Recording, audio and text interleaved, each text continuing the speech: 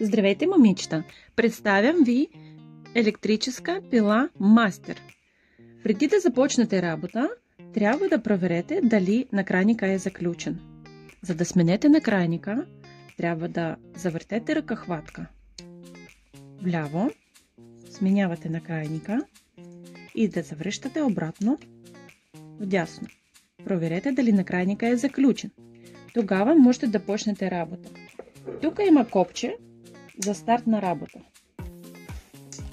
Тук е включено.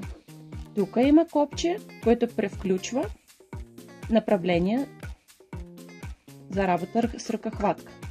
Ето, тук включвате и отзад има още едно копче, с което можете да регулирате дали работите само с ръкохватка, ето в това положение, или само с педала. Обърнете внимание, че когато е включено положение за работа с педала, ръкохватка няма да работи сама. Включвате, тя не работи, а можете да започнете само с педала. Ето така. Ако искате да преминете обратно на работа само с ръкохватка, превключвате в това положение Hand. Тук е включено, там е включено.